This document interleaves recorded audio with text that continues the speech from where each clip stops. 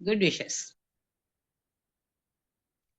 அடுத்தபடியாக நமது பேரன்புக்கும் பெருமதிப்புக்கும் உரிய ஐயா அவர்கள் நமக்கு அண்ட பகுதியை இப்போ விளக்கி கொண்டிருக்கிறார் திருவாசகத்திலிருந்து. அவரை பற்றின ஒரு சிறு குறிப்பு, நம்ம குரூப்ல எல்லாருக்குமே அவரை பத்தி நல்லா தெரியும். நம்ம தொடர்ந்து அவரோட இனிய உரைகளை கேட்டுக்கொண்டு நிறைய நமக்கு தெரியாத விஷயங்களை அழகா விளக்கமா சொல்லிட்டு இருக்கேன். அவரை பத்தின ஒரு சின்ன அறிமுகம் இப்போ. ஓம் நம சிவாய. அருள் ஞானியின் சீடர், அது குரு பக்திய ரொம்ப எல்லாரும் நம்ம கத்துக்கணும் அவர்கிட்ட இருந்து. முதல்ல அதை தான் சொல்லியிருக்கார் அவர். திரு அருள்ஞானி அவர்களின் சீடர் திரு சுப்பராயன் பி. அவர் தமிழ்நாட்டில் தேவார பாடல் பெற்ற நாடான நடுநாட்டின் ஒரு பகுதியான கடலூர் மாவட்டத்தில் குறிஞ்சிப்பாடி என்ற ஊருக்கு அருகே தம்பிப்பேட்டை என்ற சிற்றூரில் பிறந்து வளர்ந்தவர். பொறியியல் படித்த பொறியாளர். தற்போது கடலூர் மாநகரில் வசித்து வருகிறார். சிறு வயதிலிருந்தே சிவபெருமான் மீது ஈர்ப்பு கொண்டிருந்ததன் காரணமாக சுமார் 20 ஆண்டுகளுக்கு முன் இறைவன் அருளால் தில்லையில் வாழ்ந்த அருள்ஞானி அவர்களின் தொடர்பு கிடைக்க பெற்றார். அவர் கோவில் என்னும் சிதம்பரத்தில் சிவகாமி சன்னதியில் பல நாட்கள் நித்தியில் கைகூடி இருந்தவர் பயனாக சிவஞானம் பெற்ற அருளாளர். இப்படி சிவஞானம் பெற்ற அருளாளரின் சீடர் என்பதே இவருடைய பெருமைக்கு சான்று. அந்த ஜீவன் முக்தரை இந்த காலத்தில் காண்பது அரிதுன்னு குரு பக்தியோட சொல்லியிருக்க. இப்போது திருவடி சேர்ந்து விட்டார். இப்படிப்பட்ட மேன்மையான அருள்ஞானியை ஆசிரியராக பெற்றவர் சுமார் 10 ஆண்டுகள் பல்வேறு சிவப்பணிகள் ஆற்றி வருகிறார். அவற்றுள் சில மாதந்தோறும் வெளிவரும் சைவ சமய இதழாகிய ஒளி இதழின் ஆசிரியராக உள்ளார். திருவாவூர்துறை ஆதீனத்தில் திருமுறை மையங்களின் பேராசிரியராக வகுப்புகள் எடுக்கிறார். சமயக்குறவர் நால்வருள் ஒருவரான சுந்தரமூர்த்தி நாயனார் அவர்களுக்கு இறைவன் தானே திருவடி தீட்சை செய்த புண்ணிய ஸ்தலமான சித்தவ மடத்தில் மாதந்தோறும் திருவாசக தொடர் விளக்க உரை வகுப்புகள் எடுக்கிறார். பெரிய புராண தொடர் வகுப்புகள் எடுக்கிறார். சிவராத்திரி போன்ற திருவிழா நாட்களிலும் அப்பர் கைலாச காட்சி போன்ற சிறப்புடைய நாட்களிலும் நாயன்மார்கள் குரு பூஜை நாட்களிலும் பல்வேறு இடங்களில் சிறப்பு சொற்பொழிவு ஆற்றுகிறார். நேரடியாக வகுப்பாக சைவ சித்தாந்த சாஸ்திரங்கள், சிவஞான சித்தியார், சிவஞான போத சித்துரைகள், உண்மை விளக்கம், திரு அருட்பயன், அந்த எல்லா வகுப்புகளையும் எடுத்து வருகிறார். திருவாசம், திருநம், புராணம் போன்ற தோத்திர நூல்களுக்கு உண்மை விளக்கம், திருவருட்பயன், திருஞான போதம், சாஸ்திர நூல், ஒழிவில் ஒடுக்கம், தாயுமானவர் பாடல்கள் முதலியவற்றுக்கும் விளக்கம் தந்து கொண்டிருக்கிறார். அவருடைய அலை வரிசை வேணுங்கிறவாளுக்கு குரூப்ல இருக்கு, அதை நோட் பண்ணிக்கோங்க. ஐயா வரலாம். வணக்கம். திருச்சிற்றம்பலம். எப்பொருட்கண்ணும் மண்ணி இலங்கிடும் அறிவாம் ஈசன், அப்படி விளங்குகின்றதறிதலே சிவன் தனக்கு மெய்ப்படு பூசை. மற்றோர் செயலினால் அன்று மெய்யே இப்படி ஞானம் தன்னால் இறைஞ்சிடப்படுவான் ஈசன். அருளாதொழிந்தால் அடியேனை அஞ்சேல் என்பார் ஆரிங்கு. பொருளாய் என்னை புகுந்தாண்ட பொன்னே பொன்னம்பல கூத்தா,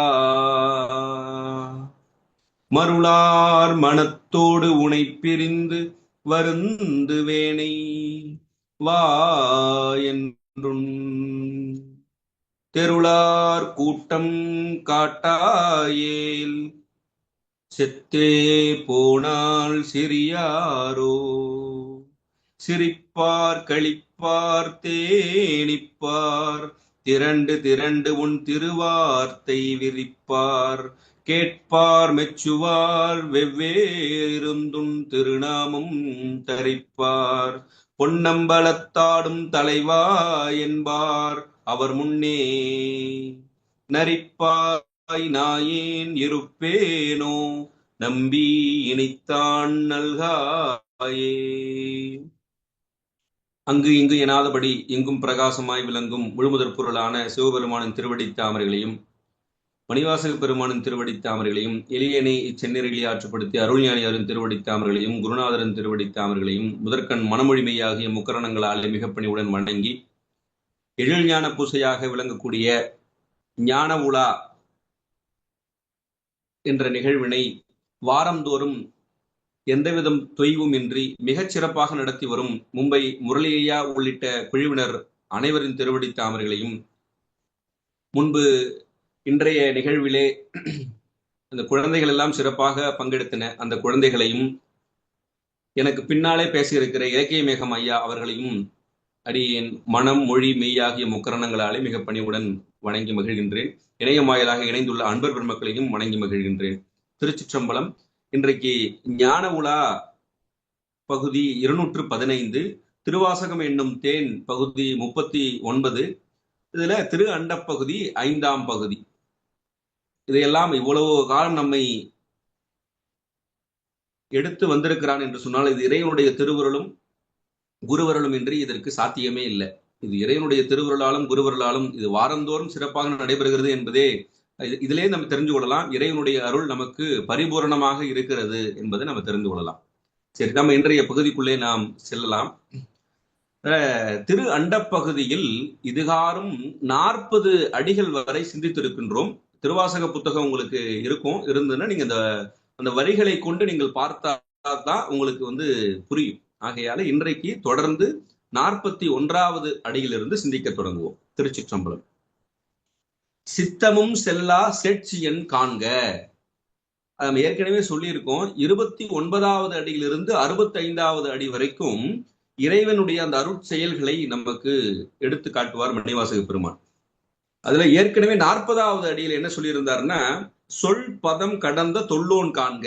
இப்ப 41ல சித்தமும் செல்லா சேட்சியன் காண்க என்று சொல்றாரு.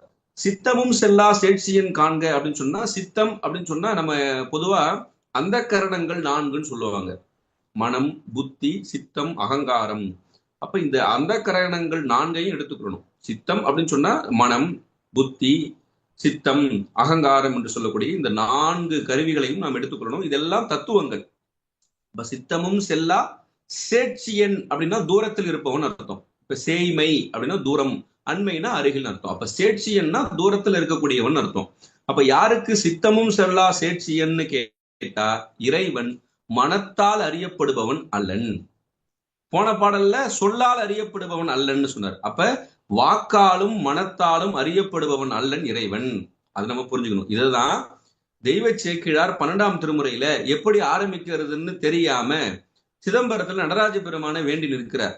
அப்ப நம்ம எல்லாம் பொதுவா என்ன நினைப்போம்னு கேட்டா, உலகலாம் என்று அடியெடுத்து கொடுத்தார் சாமின்னு நம்ம தெரிந்து கொண்டிருப்போம். இது உமாபதி சிவம் கோயில் புராணம் ஒரு புராணத்துல அவர் உலகெல்லாம் மட்டும் சொல்லல, உலகெல்லாம் உணர்ந்து ஓதற்கு அரியவன் என்ற முதலடியை எடுத்து கொடுத்ததாக அவர் சொல்றார். அப்ப உலகெல்லாம் உணர்ந்து ஓதற்கு அரியவன் அப்படின்னா, உணர்தல் என்பது மனத்தின் தொழில், ஓதுதல் என்பது வாக்கின் தொழில். அதுதான் இங்க சொன்னாரு. சொல் பதம் கடந்த தொல்லோன்னு 40வது அடியிலும், சித்தமும் செல்லா சேட்சியன் காண்க என்று 41வது அடியிலும் சொல்லியிருக்கிறார் என்று சொன்னால், உலகெல்லாம் உணர்ந்து ஓதற்கு அரியவன். அப்ப மனவாக்கு காயங்களுக்கு எட்டாதவன். அப்ப மனாதீதன் அர்த்தம். அப்ப மனத்தை கடந்தவன், அதுதான் மனாதீதன். அது என்ன சொல்லுவாங்கன்னா, அதாவது மனத்தையும் வாக்கையும் கடந்தவன சொல்லும் பொழுது சைவ சித்தாந்தத்துல எப்படி சொல்லுவாங்கன்னு கேட்டா, பாசமாம் ஞானத்தாலும் படற்பசு ஞானத்தாலும் ஈசனை அறிய ஒண்ணா. இப்ப நம்முடைய பாச ஞானத்தாலோ பசு ஞானத்தாலோ இறைவனை அறிய முடியாது. அப்ப எப்படி அறிய முடியும்னு கேட்டா, பதிஞானத்தாலே அறிய முடியும். அதுதான் அவன் அருளாலே அவன்தாள் வணங்கின்னு சிவபுராணத்துல மாணிக்க வாசகர் நமக்கு ஏற்கனவே அருள் இருக்கிறார். இப்ப பாச ஞானத்தாலும் பசு ஞானத்தாலும் பார்ப்பரிய பரம்பரன்னு சிவஞான சித்தியார் சொல்லும். அப்படிப்பட்டவன் அவன். அப்ப தூரத்துல இருக்கிறான். சித்தமும் செல்லா சேட்சியன் யாருக்குன்னு கேட்டா, இந்த பாச ஞானத்தால் பசு ஞானத்தால் பார்க்கக்கூடியவர்களுக்கு தூரத்தில் இருப்பான். நீங்க பஞ்சபுராணம் எல்லாம் படிப்பீங்க. பஞ்சபுராணம் படிக்கும் போது அதுல திருவிசைப்பாவில சித்தத்துள் தித்திக்கும் தேனே, அழிவலர் உள்ளத்து ஆனந்தக்கணியே, அம்பலம் ஆடரங்காக வெளிவளர் தெய்வ கூத்துகந்தாயே, தொண்டனேன் விளம்புமா விளம்பேன்னு திருவிசைப்பாவில படிப்போம். இப்ப சித்தத்துள் தித்திக்கும் தேனேன்னு அங்க சொல்றாரு மாணிக்க வாசகர். இங்க சித்தமும் செல்லா சேட்சியன் காண்கன்னு சொல்றாரு. இப்ப ரெண்டும் எங்கேயாவது முரண்படுதான்னு கேட்டா நிச்சயமா முரண்படாது. அருளாளர்களுடைய அருள் வாக்குகள் எந்த இடத்துலயுமே முரண்படாது. அப்ப நம்ம பதிஞானத்தால அவன் அருளாலே அவன்தால் வணங்கினால் சித்தத்துள் தித்திப்பான். இப்ப பாசஞானத்தாலும் பசுஞானத்தாலும் நம்ம வணங்கினால் சித்தமும் செல்ல சேட்சியனாக விளங்குவான். இதுதான் அந்த அந்த புரிதலை நம்ம புரிஞ்சுக்கணும், அதுக்கான விளக்கத்தை. சரி, இப்ப சித்தமும் செல்லா சேட்சியன், சொல்பதம் கடந்த தொல்லோன். அப்ப மனதால அறிய முடியாது, வாக்கால அறிய முடியாதுன்னு சொல்றீங்களே, உண்மையிலே சிவபெருமான அறிய முடியுமா அறிய முடியாதா? ஒரு கேள்வி வரும்ல. என்னங்க வாக்கால அறிய முடியாதுன்னு சொல்றீங்க, மனசாலையும் அறிய முடியாதுன்னு சொல்றீங்க, அவன் அறியக்கூடிய பொருளா, அறிய முடியாத பொருளா, இல்ல இருக்கிறானா இல்லையா, நீங்க எனக்கு சொல்லுங்க அப்படின்னு ஒரு கேள்வி கேட்டா அடுத்த அடி சொல்றாரு பாருங்க. உடனே 42வது அடியில பக்தி வலையில் படுவோன் காண்க. அப்படி இருக்கக்கூடியவன் எங்க படுவான்? படுவோன்னு அங்க என்ன பொருள்னு கேட்டா அகப்படுவோன்னு அர்த்தம். பக்தி என்னும் வலையில் அகப்படுபவன் இறைவன். அப்ப பாசஞானத்தாலோ பசுஞானத்தாலோ அறிய முடியாது, ஆனா நீங்க பக்தியால வழிபட்டீங்கன்னா அவன் உடனே வந்துடுவான். அதுதான் அந்த குறிப்பு. அந்த படுவோன்னா அகப்படுவோன்னு அர்த்தம். இந்த இடத்துல பக்தி அப்படின்னு சொல்லுவோம். அது பாவுக்கு பக்கத்துல இத்து பத்தி அப்படின்னு தமிழ்ல எழுதுவாங்க. தமிழ்ல என்ன சொல்லுவாங்க, தனிக்குறளை எடுத்து அந்த இக்கு என்பது வராது, ககர ஊற்று வராதுன்னு சொல்லுவாங்க. அதனால பக்தி பக்தி அது பக்தி அப்படின்னு வடமொழியில பக்தின்னு சொல்லலாம். தமிழ் படுத்தும் போது அது பக்தி அப்படின்னு சொல்லுவாங்க. நீங்க உங்களுடைய திருவாசக பதிப்புல பத்தி அப்படின்னு இருக்கும், பா பக்கத்துல இத்து அப்புறம் தீன்னு இருக்கும். அதுதான் அதுக்கு வேறுபாடு, வேற ஒண்ணும் இல்ல. அப்ப அவனை என்ன சொல்லுவாங்க, வாக்கு மனாதீதனாக இருக்கக்கூடியவன் கோசரனாகவும் இருப்பான்னு சொல்லுவாங்க. அது வாக்கு மனாதீதன் ஏற்கனவே சொல்லிட்டாரு. கோசரன்னா அகப்படுபவன் அர்த்தம்.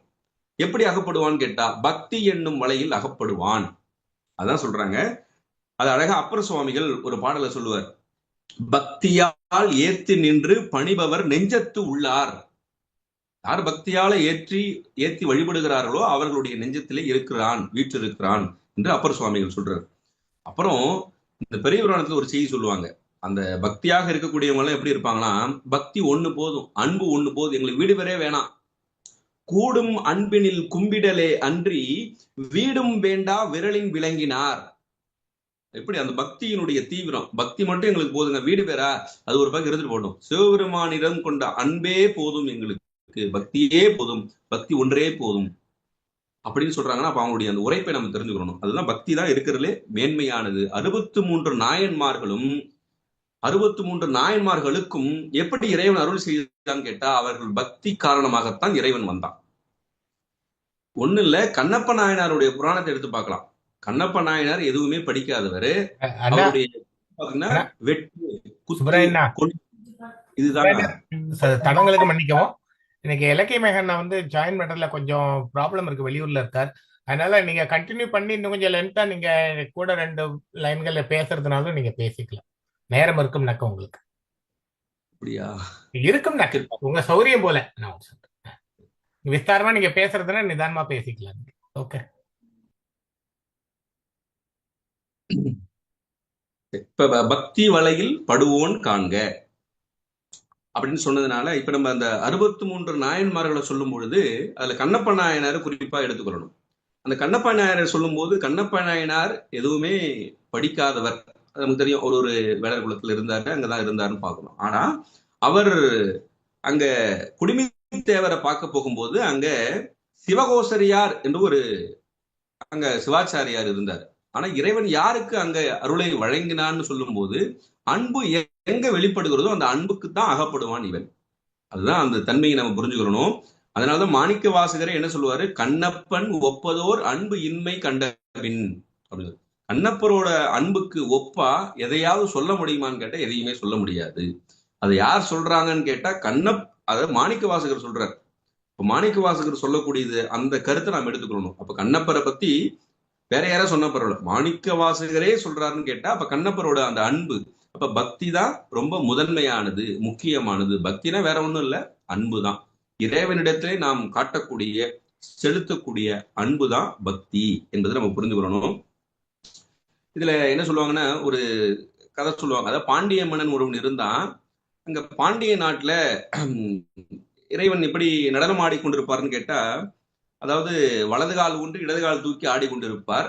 அங்க மண் அண்ணன் வந்து சுவாமிக்கு அன்பால வேண்டினானா, சாமி ஒரு காலில் நின்று இப்படி இருக்கீங்களே, நீங்க இந்த காலை ஊன்றி கொண்டு அந்த கால நடனம் ஆடுங்களேன்னு சொல்லி அன்பால கேட்டாங்களாம். அப்ப இறைவனுக்கு வந்து அது ஒரே காலில் இருந்தா அவனுக்கு வலிக்குமா இல்ல சிரமம் வருமான்னு கேட்டா எந்த சிரமமும் இல்லை. அவன் முழுமுதற் தன்மை உடையவன். இறைவன் இல்லையா, கடவுள், எல்லாவற்றையும் கடந்தவன். ஆனா ஒரு பக்தன் ஒரு அன்பருக்காக கால் மாறி நடமாடி இருக்கிறார் மதுரையில. இதெல்லாம் அந்த அன்பால இறைவன் செய்த செயல்கள். அதனாலதான் அந்த பக்தி வலையில் படுவோன் அல்லது அகப்படுவோன் அப்படின்னு சொல்லி சொன்னாரு. பொதுவா வேடன் வந்து ஒரு மானை துரத்தி கொண்டு போகும்போது வேடனுக்கு சிக்காது அந்த மான். ஆனால் வேடன் விரித்த வலைக்கு சிக்கிவிடும் மான். அந்த தன்மையை நம்ம புரிஞ்சுக்கணும். வேடன் ஓடுறான் அப்படின்னா வேடன் பிடிக்குமான்னு கேட்டா, வேடன் ஒரு வலை வீசுவான் இல்லையா, அந்த வலையில அந்த மான் அகப்படும். அதுபோல பக்தி என்னும் வலையில் அகப்படுபவன் இறைவன். நான் செய்யறேன், நான் விளங்குறேன் அப்படின்னு நம்ம நினைத்து கொண்டு போனா நமக்கு வெளிப்பட மாட்டான். பக்தியால் வழிபட்டால் இறைவன் அகப்படுவான். பக்தியில மட்டும்தான், அன்புல மட்டும்தான் அகப்படுவான். வேற எதனாலும் அவன் அகப்பட மாட்டான் என்பதை புரிஞ்சுக்கணும். அந்த மான் அப்படின்னா பெரியவன் அர்த்தம். பெரியவன்னா பெருமை உடையவன் அர்த்தம். மான்னா ஒரு பொருள் இருக்குது, பெரியவன் பெருமை உடையவன். பொதுவா நமக்கு புரியுற மாதிரி சொல்லணும்னு கேட்டா, இப்ப மீன் வலைக்கு மீன் வீசுறாங்கன்னு சொன்னா அந்த வலைக்குள்ள மீன் அகப்படும். அதே போல இறைவன் பக்தி என்னும் வலைக்கு உள்ளதா அகப்படுவான தவிர அந்த வலையை வீசக்கூடியவன் இடத்துல அவன் அகப்பட மாட்டான். அந்த வலையிலிருந்து அப்புறமா அவன் எடுப்பான். அந்த வேடனோ அல்லது மீனவனோ எடுப்பானே தவிர முதல்ல அந்த பக்தி என்று சொல்லக்கூடிய வலை தான் முதல்ல அவசியம். அப்ப நாம் இறைவனை அடைவதற்கு பக்தி தான் அடிப்படையானது. இறைவனிடத்தில் அன்பு தான் அடிப்படையானது. அந்த அன்பு எப்படி இருக்கணும்னு கேட்டா, எந்தவித எக்ஸ்பெக்டேஷனும் இருக்கக்கூடாது, எந்தவித எதிர்பார்ப்பும் இல்லாமல் இருக்க வேண்டும். அதுதான் ரொம்ப முக்கியம். எனக்கு இது வேணும் அது வேணும் அப்படின்னு சொல்லி செய்வதற்கு பேரு பக்தி இல்ல.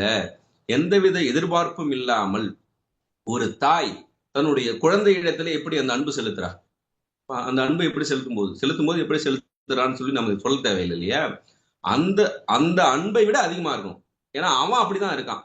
தாயினும் சால பரிந்து அப்படின்னு சொல்றாரு மாணிக்கவாசகர். தாயினும் சால பரிந்து. திருமூலர் திருமந்திரத்தை சொல்லுவார், தாயினும் மும்மலம் மாற்றி அப்படின்னு. தாயை விட, தாய் என்ன பண்ணுவாலாம், இப்ப ஒரு குழந்தை வந்து ஒரு மலம் போயிடுச்சு அப்படின்னு சொன்னா நல்ல, அப்ப அந்த நேரத்துல அவ சாப்பிட்டு கொண்டு இருக்கிறா. சாப்பிட்டு இருக்கும்போது ரொம்ப பசியில சாப்பிடும்போது குழந்தை மலம் போயிடுச்சுன்னா என்ன பண்ணுவா, அந்த சாப்பிட்ட கையை கழுவாம கூட அப்படியே போய் அந்த குழந்தைக்கு போய் மலம் கழுவுவா. இது தாயோட அன்பு. ஆனா இறைவன் எப்படியா, தாயாவது ஒரு மலம் கழுவுவா, இறைவன் 3 மலங்களை கழுவுகிறான். நம்ம இடத்துல இருக்கக்கூடிய ஆணவம், கண்மம், மாயை என்று சொல்லக்கூடிய 3 மலங்களை கழுவுகிறான்னு சொன்னா அவன் மீது நாம் அன்பு செலுத்தாம, அவன் மீது பக்தி செலுத்தாம யார் மீது பக்தி செலுத்தணும்? அப்ப அவன் இடத்துல நாம எதையுமே கேட்க வேண்டியது இல்லை. ஏன்னு கேட்டா நமக்கு என்ன வேணும் என்பதை அவன் தருவான். இப்ப நாம இங்க தமிழ்நாட்டுல பிறந்திருக்கிறோம், இல்ல அந்தந்த ஊர்ல பிறந்திருக்கோம். இப்ப தமிழ் நூல்களை சிந்திக்கிறோம். இப்ப தமிழ் நூல்களை சிந்திப்பதற்கு காரணமே அவன் தந்த ஒரு பெரும் கருணை. இப்ப வந்து ஒண்ணும் இல்லை, அங்க ஒரு இந்தோனேஷியா அல்லது வேற ஏதோ ஒரு நாட்டுல பிறந்திருந்தோம்னா திருவாசகம் தெரியுமா, இல்ல இப்ப நம்ம ஞான உலான்னு ஒரு நிகழ்ச்சியில கலந்து கொள்ள முடியுமா? நமக்கு இப்படியெல்லாம் இறைவன் நம்ம கேட்டுட்டா, நம்ம வந்து தாய் வயிற்றில் இருக்கும் பொழுது, மகனே நீ எந்த நாட்டிலே பிறக்க போகிறாய் அப்படின்னு நம்ம கிட்ட ஏதாவது ஆப்ஷன் கேட்கறானு கேட்டா எந்த ஆப்ஷனும் கேட்கல. நாம் செய்த வினைகளுக்கு தக்க இறைவன் பெரும் கருணையோட இங்க வந்து பிறக்க வைத்திருக்கிறான்னு சொன்னா, இப்ப நமக்கு என்ன வேணும், நமக்கு என்ன தரணும் என்பதை அவன் அறிவான். அப்ப நம்ம இறைவனிடத்துல உண்மையான அந்த அன்பையும் பக்தியையும் செலுத்தினால் நமக்கு தேவையானதை, நமக்கு வேண்டியதை அவன் தருவான். அந்த குறிப்பை நம்ம புரிஞ்சுக்கணும். அப்ப உண்மையாக நாம் இறைவனிடத்துல செலுத்த வேண்டியது பக்தி, அன்பு மட்டும்தான் நாம் இறைவனிடத்துல செலுத்த வேண்டும் என்பதை மறந்துவிடக்கூடாது. அப்புறம் ஒரு அப்பைய தீட்சிதர்னு ஒரு தீட்சிதர் இருந்தார். அவர் எங்க இருந்தாருன்னா ஆரணிக்கு பக்கத்துல ஒரு ஊர்ல இருந்தார். இது ஒரு நடந்த நிகழ்வு. இதை பாருங்க, இதுதான் அந்த அன்பு, அந்த பக்தியை வந்து எப்படி தெரிந்து கொள்கிறோம்னு பாருங்க. அந்த அப்பைய தீட்சிதர் என்ன பண்ணாராம், சிவபெருமான் மீது ரொம்ப பக்தி கொண்டவர். அவர் ரொம்ப, அவருடைய பக்தி இருக்குது இல்லையா, அந்த பக்தி உண்மையான பக்தியான அவருக்குள்ளே ஒரு சுய சோதனை செய்து கொள்ள வேண்டும் என்று நினைத்தாராம். அந்த அப்பைய தீட்சிதருக்கு நிறைய சீடர்கள் இருந்தாங்க. கிட்டத்தட்ட ஒரு 104 நூல்கள் எழுதி இருக்கிறாருன்னு சொல்லி சொல்றாங்க குறிப்பு. அப்படி இருக்கும்போது அவர் என்ன நினைக்கிறாருன்னா, இப்ப நான் வந்து பக்தியோட இருக்கிறேன், நான் பக்தியோட இருக்கிறேன் நம்ம சொல்லி கொண்டு இருக்கணும் இல்லையா. இப்ப சீடர்கள்லாம் என்ன சொல்றாங்க, குருநாதரே உங்களை போல் பக்தி உடையவர்கள் யாரும் இல்லை அப்படின்னு அவங்களும் சொல்றாங்க. அப்படி சொல்லும் போது அவருக்கு நம்முடைய மாணவர்களாக இருக்காங்க, சீடர்களாக இருக்காங்களே, அப்ப அவங்க தானே சொல்றாங்க அப்படின்றதுனால அவர் ஒரு சோதனை செய்து பார்க்கணும்னு நினைக்கிறார். என்ன நினைக்கிறாருன்னு கேட்டா, தாம் பைத்தியமாயிடணும், பைத்தியமான பிறகு நான் சிவபெருமானையே எண்ணி அந்த அன்பிலே அந்த பக்தியிலேயே இருக்கிறேனா என்று நான் தெரியணும். இப்ப நான் வந்து சுய நினைவுல இருக்கிறேன், அதனால நான் பக்தி செலுத்துறேன். அவர் எப்படி நினைக்கிறாரு பாருங்க அந்த அப்பைய தீட்சிதர். நான் பைத்தியம் ஆகிய போதும் நான் இறைவனிடத்துல அன்போடு இருக்கணும் அப்படின்னு நினைக்கிறேன். அப்ப என்ன சொல்றாருன்னு கேட்டா, மாணவர்கள் எல்லாம் கூப்பிடுறாரு. பைத்தியம் ஆவதற்காக இந்த ஊமத்தங்காயின்னு சொல்லுவாங்க. அதான் உண்மத்தம்னு பைத்தியம் சொல்லுவாங்க. அந்த ஊமத்தங்காயை நம்ம சாப்பிட்டோம்னா, அழகா அந்த பேரை சொல்லிட்டாங்க, ஆத்மார்த்தம் பந்தஸ்துதி, ரைட். அந்த ஊமத்தங்காயை நம்ம சாப்பிட்டோம்னா நமக்கு பைத்தியம் வந்துடும், பைத்தியம் முடிச்சிடும். ஆனா அவரே என்ன பண்றாரு, அப்பைய தீட்சிதர் அந்த சீடர்கள் இடத்துல என்ன பண்றாரு, பைத்தியம் தெளிவதற்கான மருந்தையும் கொடுத்து விடுறாரு. பைத்தியம் தெளிவதற்கான மருந்தையும் கொடுக்கறதுனால மாணவர்களும் அதையும் வைத்துக் கொள்றாங்க. அப்ப அவர் அந்த ஊமத்தங்காயை சாப்பிட்டுறாரு. சாப்பிட்ட பிறகு அவர் அந்த உண்மத்தம் என்று சொல்லக்கூடிய அந்த நிலை வருகிறது. அப்ப அவர் செய்த நூல் தான் இப்ப அம்மா இதுல கமெண்ட்ல போட்டாங்க பாருங்க, அந்த நூல் ஆத்ம அர்ப்பண துதி என்று சொல்லக்கூடிய கிட்டத்தட்ட ஒரு 54 ஸ்லோகங்கள் இருக்கக்கூடிய நூல் என்று நினைக்கிறேன். ஆனா 50க்கு மேற்பட்ட ஸ்லோகங்கள் இருக்கக்கூடிய ஒரு நூல். அப்படி அந்த அப்பைய தீட்சிதர் எல்லாம் எப்படி அந்த பக்தியெல்லாம் எண்ணி இருக்கிறாங்க, அதன் பிறகு மாணவர்கள் அந்த அதற்கான மருந்து கொடுத்தாங்க, அந்த மீண்டும் அந்த நிலைக்கு வந்தார் என்று அந்த வரலாறு எல்லாம் சொல்றோம்.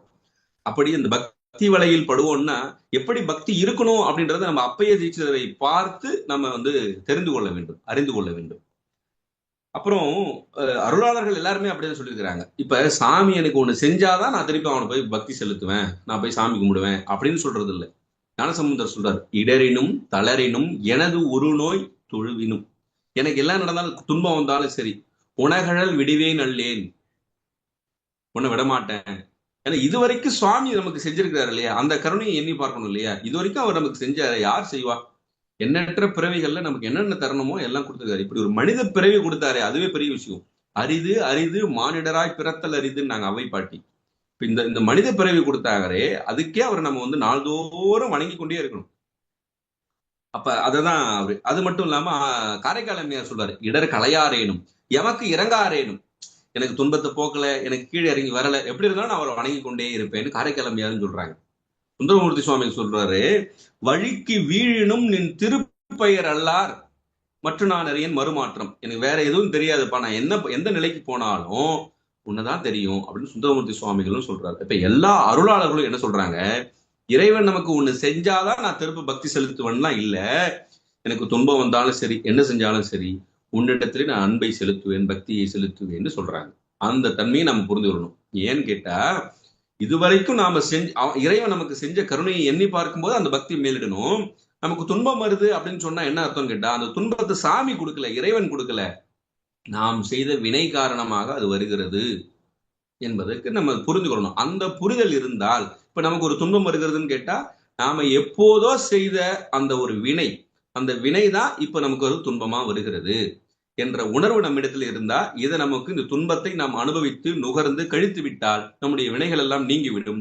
இப்படி ஒரு வாய்ப்பை இறைவன் தந்திருக்கிறானே என்று இறைவனிடத்திலே அந்த பக்தியை, நம் அன்பை செலுத்த வேண்டும். அப்படி செலுத்தும் போது இறைவன் நம்மிடத்தில் இருக்கக்கூடிய அந்த துன்பத்தை எளிமையாக நீக்குவான். ஒரு கடுமையான ஒரு துன்பம் வந்தா அது ரொம்ப எளிமையாக நீக்கக்கூடிய வல்லமை இறைவன் ஒருவனுக்குத்தான் இருக்கிறது.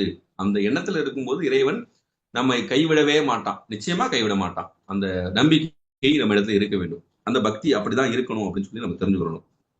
திருமூலர் ஒரு பாட்டு சொல்றாரு, எண்ணாயிரத்தாண்டு யோகம் இருக்கினும் கண்ணார் அமுதனை கண்டறிவார் இல்லை. ஒரு உதாரணத்துக்கு 8000 வருஷம் ஒருத்தர் யோகத்துல இருக்கிறார், யோகத்திலே இருந்தாலும் சிவபெருமானை பார்க்க முடியல. அப்புறம் எப்ப பார்க்க முடியும்னு கேட்டா, உள்நாடிக்குள்ளே ஒளிபெற நோக்கில். அந்த ஒளிபெற நோக்கில் என்பதுதான் அந்த பக்தி. அந்த அன்பால இறைவனை உள்ளுக்குள்ளே நாம் வழிபட்டால் எப்படி விளங்குவானா இறைவன், கண்ணாடி போல கலந்து நின்றானேன்னு சொல்றார். கண்ணாடியில நம்ம முகத்தை பாக்குறோமே, அதே போல ரொம்ப வெளிப்படுவான். அதுதான் பக்தி வலையில் அகப்படுவான், வெளிப்படுவான்னு சொல்றார். இப்ப நம்ம பக்தியால மட்டும்தான் இறைவனை வணங்க வேண்டும். இப்ப இறைவனை வணங்குவதற்கு அடிப்படையே பக்தி. பக்தி இஸ் நத்திங் பட் அன்பு, லவ். அதுதான் இறைவனிடத்திலே நாம் செலுத்தக்கூடிய எந்த விதமான எதிர்பார்ப்பும் இல்லாத அன்பு. அதை நம்ம புரிந்துக்கணும். அதை நம்ம இறைவனிடத்திலே செலுத்தினால் போதும், இறைவன் நமக்கு எல்லா நன்மைகளையும் தருவான் என்பதை நம்ம மறந்து விடக்கூடாது. சரி, இப்ப அடுத்த அடிக்கு போகலாம். 43வது அடி. அத பாருங்க. ஒருவன் என்னும் ஒருவன் காண்க. ரொம்ப ஒரு அற்புதமான ஒரு வரி. இந்த வரியெல்லாம் நம்ம மறக்கவே கூடாது. ஒருவன் என்னும் ஒருவன் காண்க. முதல்ல இருக்கக்கூடிய ஒருவன் என்பது ஒப்பற்றவன் என்பது பொருள். முதல்ல சொல்லக்கூடிய ஒருவன் என்பதற்கு பொருள் ஒப்பற்றவன். இவனுக்கு ஈக்குவலா யாராவது சொல்ல முடியுமா? இவனை போல யாராவது சொல்ல முடியுமான்னு கேட்டா யாரும் இல்லை. தனக்கு ஓமை இல்லாதான்னு திருவள்ளுவர் சொன்னார் இல்லையா? அப்ப அவனுக்கு ஓமை யாருமே இல்லை. அந்த ஒப்பற்றவன் என்பது முதல்ல இருக்கக்கூடிய ஒருவன். ஒருவன் என்னும் அப்ப ஒப்பற்றவனாக இருக்கக்கூடியவன் இல்லையா? அவன் ஒருவன். அவன் ஒருவன் தான் சொல்றார். ஒன் பர்சன் அப்படின்னு சொல்றாரு. ஒன் பர்சன்னா நீங்க தனியா ஒரு மனிதன் நினைத்துக் கொள்ளக்கூடாது. ஒரு பொருள், அது செம்பொருள், அது எல்லா இடத்திலும் நீக்கமர நிறைந்திருக்கக்கூடிய பொருள். அதுதான் ஒப்பற்றவனாகிய அவன்தான் ஒருவன் அப்படின்னு சொல்றார். அந்த ஒருவன் என்னும் ஒருவன் காண்க. இறைவன் ஒருவனே அப்படின்றத நம்ம புரிந்து கொள்ளணும். அதை மாணிக்கவாசகர் சொல்றாரு. வேற எங்கெங்கெல்லாம் வருது, எப்படி எப்படிலாம் வருதுன்னு பாருங்க. இப்ப திருமூலர் திருமந்திரத்துல முதல் பாடல் எப்படி தொடங்குறாருன்னு கேட்டா, நிறைய பேர் என்ன சொல்லுவாங்க, 5 கரத்தனை அப்படின்னு நினைத்து கொண்டிருப்பாங்க. ஆனா உண்மையிலேயே அந்த 5 கரத்தனை என்பது பொதுவா பிற்காலத்துல அது யாரா ஒரு பெரியவர் செய்த ஒரு பாடல் தான் அந்த 5 கரத்தனை என்பது. அது என்ன சொல்லுவாங்கன்னு கேட்டா, பொதுவா நூல்கள்ல புதுசா ஏதாவது பாடல் அது இடைச்செருகள்னு சொல்லுவாங்க. இது முதல்ல வந்ததுனால இது முதல் செருகள்னு சொல்லுவோம். ஒரு முதல்ல என்ன பாடுறான்னு கேட்டா, ஒன்றவன் தானே.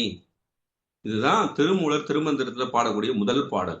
இதை யார் சொல்றான்னு கேட்டா, 12ஆம் திருமுறையில் வரக்கூடிய பெரிய புராணத்துல தெய்வ சேக்கிழார் ஒன்றவன் தானே என எடுத்துன்னு சொல்றார்.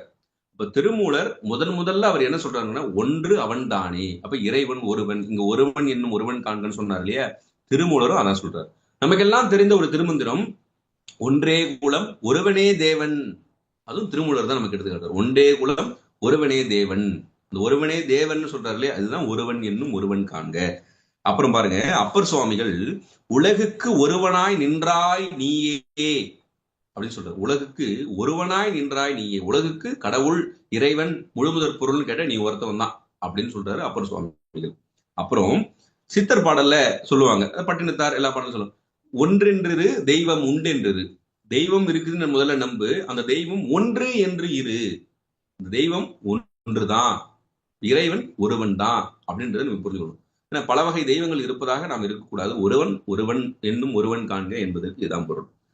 அப்புறம் இன்னும் ஒரு முக்கியமான ஒரு செய்தி என்ன சொல்லணும்னு கேட்டா, இந்த வேதம் உபனிஷத்துல என்ன சொல்லுவாங்க, ஏகம் பிரம்மம் அப்படின்னு சொல்லுவாங்க.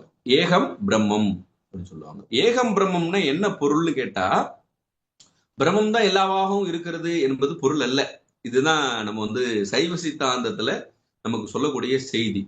இதை யார் சொல்றான்னு கேட்டா, மெய்கண்டார் வேதத்திலும் உபநிடதங்களிலும் ஏகம் பிரம்மம்னு சொல்றாங்களே, அதுக்கு என்ன பொருள்னு நீங்க கேட்டீங்கன்னா, வேதத்திலும் உபநிஷத்திலும் சொன்ன ஏகம் பிரம்மம் என்பதற்கு பொருள் இப்ப சொல்ல போறேன் அப்படின்னு சொல்லி மெய்கண்டார் சொல்றாரு. அது என்னன்னா, சிவஞான போதம்னு அவர் அருளிய நூல். மெய்கண்ட சாத்திரங்கள்ல முதன்மையான நூல் அதுதான். அந்த பாடலை சொல்றாரு பாருங்க, ஒன்று என்றது ஒன்றே கான் ஒன்றே பதி. நீ இங்க வேதத்திலையும் உபநிஷத்திலையும் ஏகம் பிரம்மம் சொல்றாங்களே, அதுக்கு வேற மாதிரி பொருள் காணாதீங்க. அங்க ஒன்றுன்னு சொன்னாங்க இல்லையா? இந்த ஒன்று என்றது ஒன்றே கான், நீ ஒன்னே பாரு. அந்த ஒன்றுன்னு சொன்னாங்க இல்லையா, அது எதுன்னு கேட்டா பதி ஒன்றுன்னு சொன்னார். என்ன பொருள்? இறைவன் ஒருவனே. அதுதான் வேதத்துல சொல்லப்பட்டிருக்கிறது. இறைவன் ஒருவன் என்றுதான் ஏகம் பிரம்மத்துக்கு நீங்க பொருள் காண வேண்டுமே தவிர, எல்லாம் ஒன்று எல்லாமாகவும் இறைவன் இருக்கிறான் அப்படின்னு சொன்னா பதி பசு பாசம் என்று முப்பொருள் இருக்கிறது இல்லையா, அந்த சைவ சித்தாந்தத்தினுடைய அடிப்படை கெட்டுவிடும். அதுதான் அழகா அந்த சொல்றாரு. அததான் இங்க மாணிக்க வாசகர் சொல்லி இருக்கிறார், ஒருவன் என்னும் ஒருவன் காண்க. அப்ப எல்லா இடத்திலும் நீக்கமர நிறைந்திருக்கிறான் இறைவன் என்பதுல மாற்று கருத்து இல்ல. எல்லாமாகவும் இருக்கிறான் என்பதற்கும் வேறு. அதாவது வானாகி இருக்கிறான் என்பது வேறு, வான் அவன்தான் என்பது வேறு. இப்போ இந்த செம்புல இறைவன் இருக்கிறான்னு கேட்டா கண்டிப்பா இருக்கிறான். ஆனா இந்த செம்பு இறைவனான்னு கேட்டா இல்ல. அந்த வேறுபாட்டை நம்ம புரிஞ்சுக்கணும். இதுதான் சைவ சித்தாந்தம் சொல்லுது. அதுதான் ஒன்று என்றது ஒன்றே கான் ஒன்றே பதி. பதி ஒன்றே என்று சொல்வதற்காகத்தான் வேதம் ஏகம் பிரம்மம் என்று சொன்னதே தவிர வேறு எந்த பொருளும் கொள்ளக்கூடாது என்று சுத்தாத்வீத அந்த மெய்கண்ட சாத்திரம் நமக்கு எடுத்து பறைசாற்றுகிறது என்பது உங்களுக்கு இது சொல்ல வேண்டும் என்று நினைத்து தான் சொல்லுகிறோம். அடுத்தது 44வது அடி. விரி பொழில் முழுதாய் விரிந்தோன் காண்க. அதாவது விரினா விரிந்த அப்படின்னு அர்த்தம். விரிந்த, பொழில் அப்படின்னு சொன்னா உலகம் என்பது பொருள். விரினா விரிந்த, பொழில் அப்படின்னா உலகம்னு அர்த்தம். இப்ப இந்த உலகத்தை என்ன சொல்லுவோம்? பிரபஞ்சம் அப்படின்னு சொல்லுவோம். அந்த பிரபஞ்சம் என்பது எப்படி பிரிக்கணும்னு கேட்டா, பிர கூட்டல் பஞ்சம் அப்படின்னு பிரிக்கணும். அதுல பிர அப்படின்னு சொன்னா அது உபசர்க்கம்னு சொன்னாலும் அதுக்கு நன்றாக என்று ஒரு பொருள் இருக்கிறது. பிர அப்படின்னா நன்றாக, பஞ்சம் அப்படின்னா விரிந்த அப்படின்னு அர்த்தம். பஞ்சபாத்திரம் அப்படின்னு நம்ம படிக்கிறோம், பார்க்க இது வீட்டுல வைத்திருக்கிறோம் இல்லையா? அப்ப பிரபஞ்சம் அப்படின்னா நன்றாக விரிந்த என்று சொல்லுறோம். அததான் இங்க விரி பொழில்னு சொல்றாரு மாணிக்க வாசகர். அதாவது விரிந்த இந்த பஞ்சபூதங்களால் ஆன இந்த உலகம் விரி பொழில் முழுதாய் விரிந்தோன் காண்க அப்படின்னார். முழுதாய் அப்படின்னு சொன்னா எல்லா உலகமும் ஆனாய் நீயே என்று அப்பர் சுவாமிகள் பாடுவார். எல்லா உலகமும் ஆனாய் நீயே. அப்புறம் பற்றி உலகை விடாதாய் போற்றி அப்படின்னு. பற்றி உலகை விடாதாய், உலகத்தை விட்டுட்டு எங்கேயும் போக மாட்டான், எல்லா இடங்களிலும் நீக்கமர நிறைந்திருக்கிறான் இல்லையா? அந்த தன்மையை இங்க சொல்றாரு. அதுதான் விரி பொழில் முழுதாய் விரிந்தோன் காண்க. அதாவது ஊழி காலத்துல எல்லாம் சுருங்கி இருந்தது. ஊழி காலத்துல இருந்து எல்லாவற்றையும் விரித்தான் இல்லையா? விரித்து எல்லா இடத்துலயும் நீக்கமர நிறைந்திருக்கிறான் இறைவன் என்பதைத்தான் இங்க விரி பொழில் முழுதாய் விரிந்தோன் என்று குறிப்பிடுகிறார். அடுத்தது 45வது அடி. அது பாருங்க, அணுத்தரும் தன்மையில் ஐயோன் காண்க அப்படின்னு நீங்க இந்த வரியை நீங்க கவனிக்கணும். திருவாசக புத்தகத்துல 45வது அடி திரண்ட பகுதியில எப்படி இருக்கும்? புக்ல பிரிச்சு கொடுக்கும்போது எப்படி இருக்கும்? அணுத்தரும் தன்மையில் ஐயோன் காண்க அப்படின்னா எப்படி இருக்குன்னு கேட்டா, அணு அப்படின்னு சொன்னா ரொம்ப சின்னதுன்னு தெரியும் நமக்கு. இந்த இடத்துல அணு என்பது எதை குறிக்கிறதுன்னு கேட்டா, நம்ம இந்த உயிர் இருக்குது இல்லையா? அதாவது உயிர், ஆன்மா, ரெண்டுத்துக்கு ஏதாவது வேறுபாடு இருக்குதான்னு கேட்டா கிட்டத்தட்ட ரெண்டும் ஒண்ணுதான். ஆனா இந்த ஆன்மா என்பது இந்த சுத்த நிலை அடைந்த பிறகு, இறைவனோடு கலந்த பிறகு அது ஆன்மான்னு சொல்லுவோம். இப்ப நாம இந்த மலங்களோடு இருக்க போகும்போது இந்த உயிர்னு சொல்லுவோம். அந்த நிலை, அந்த ஸ்டேஜ் இருக்குது இல்லையா? அதை பொறுத்து இந்த பேர் சொல்றமே தவிர ரெண்டும் ஒண்ணுதான். நாம தான் அது. உயிர்னாலும் நாம தான், ஆன்மானாலும் நாம தான். இப்ப இந்த அணு என்பது எப்படின்னா ரொம்ப சின்னதுன்னு நம்ம படிக்கணும் இல்லையா? அப்ப இந்த ஆன்மா எப்படிப்பட்டதுன்னா வியாபகத்தன்மை உடையது. அதாவது எப்படி சொல்லுவாங்கன்னா, இறைவன் வியாபகன். அந்த வியாபகத்துக்குள்ளே வியாபியமா இருக்கக்கூடியது இந்த ஆன்மா. அந்த ஆன்மா இப்ப அணுவாக இருக்குது. எங்க அணுவா இருக்குதுன்னு கேட்டா இந்த உடம்புக்குள்ளே இருக்குது. இந்த உடம்புக்குள்ள கட்டுப்பட்டு இருக்கிறது. அதனால இதுக்கு பேரு பசு, பச் அப்படின்னு சொல்லக்கூடிய வடமொழியில இருந்து சொல்றாங்க. பசு அதுதான் உயிர். இப்படி அணுவா இருக்குது இல்லையா? இந்த அணுத்தரும் தன்மையில் ஐயோன் காண்க அப்படின்னு சொல்லி பாடல சொல்றது. வியாபக பொருளாய் சுருங்கி உள்ளது இந்த உயிர். அப்படி இறைவன் இருக்க மாட்டான் அப்படின்றது ஒரு பொருள். அதை பாருங்க, அந்த சொல்ல பிரிக்கணும். எப்படி பிரிக்கணும் பாருங்க. அணுத்தரும் தன்மை இல்லையோன் காண்க. எங்க நிறுத்தணும் பாருங்க.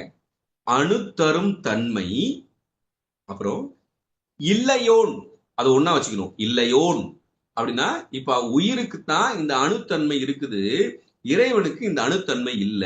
அப்ப அந்த அணுத்தரும் தன்மை இல்லாதவன் அப்படின்னு அது பொருள். அணுத்தரும் தன்மை இல்லையோன் அப்படி பிரிக்கணும். நம்ம புத்தகத்தை அணுத்தரும் தன்மையில் ஐயோன் அப்படின்னு பிரிக்கிறதுக்கும் அணுத்தரும் தன்மை இல்லையோன் இப்படி பிரிக்கணும். அப்ப இல்லையோன்னா இல்லாதவன் அர்த்தம். அப்படி இப்படி அணுத்தன்மை அவனுக்கு எப்போதும் இல்லை என்பது ஒரு பொருள்.